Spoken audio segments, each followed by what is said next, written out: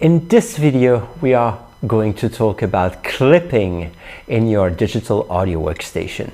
I know that many of you are having a lot of clipping channels and you probably don't know how to easily fix this thing.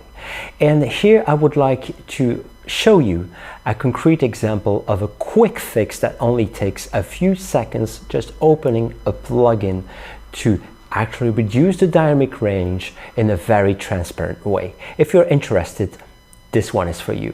Sit back, relax, and enjoy. So here we are into Logic, and of course, this tip applies to pretty much every single digital audio workstation as mentioned before, and it's a really quick fix.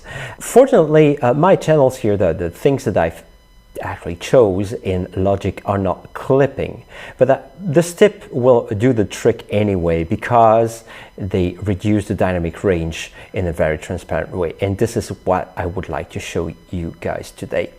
So let's see that drummer track here in Logic, because I know that many of you are fond of this.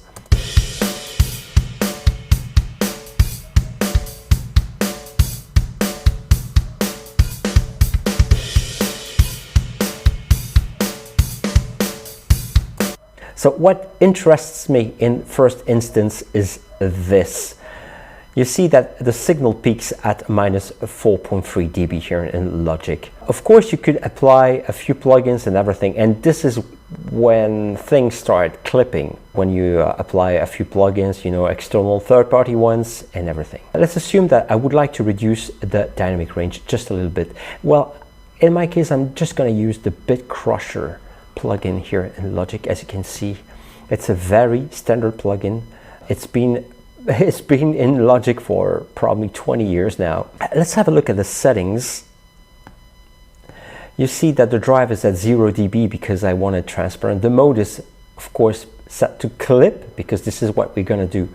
So we are talking about hard clipping that actually reduces the dynamic range without the effects of pumping the signal that you actually come across when using a standard compressor or limiter. So resolution, of course, to maximum 24-bit, no downsampling, and the mix to 100% in this case. And here is the clip level. And let's have a look at this data here, this piece of data, and I'm going to play through and actually play with the clip level and set it to a lower dynamic range, and you will see what happens.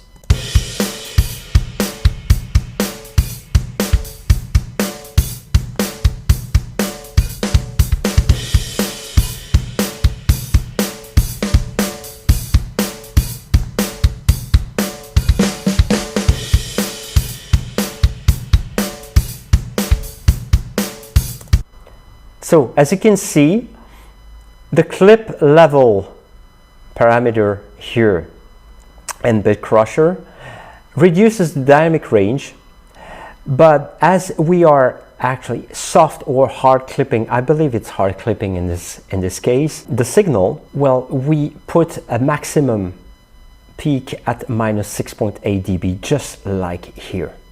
And that's the magic. That is the magic, because if you do this, that means that if you can actually set the level so that it doesn't feel or so that it doesn't sound clipped. If you apply this to a lot of your channels in a very transparent way, you actually kind of ease it up for the bus compressors that you put later on in your mix, you know, on the mixing buses. As you can see here in my bus, I have on each bus nothing for now. You might say, yeah, but I can actually do that clipping thing on the buses. But the problem is that you already pre-mix things, and this is where it could become a bit dangerous for the audio quality. So I really recommend you to use this at the channel stage and not at the bus stage before mixing things down to buses. So let's take another example with a synthesizer. That would be probably a bit more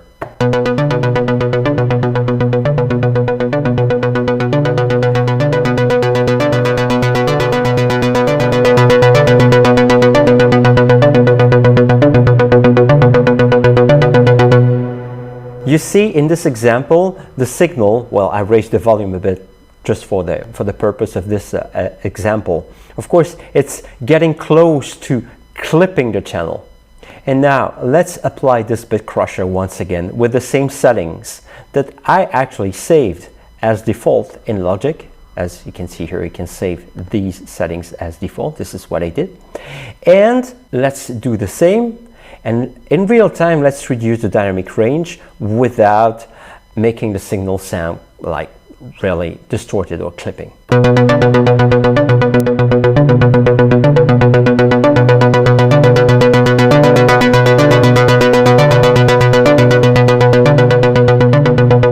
You see, I actually found 2.8 dB of margin again from doing this trick.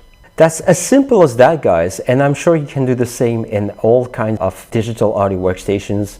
I see similar plugins in the likes of Cubase, Ableton Live, and many more. It's as simple as that. That's it for this video. I hope you like this trick. If you want any more videos like this one, I strongly recommend you to hit the subscribe button and the bell next to it. And also, if you have any questions about this one, please post them in the comment section below. If you like this video, once again, a blue thumb. That would do me a big favor. Thanks all for watching once again, and see you in the next video. Bye.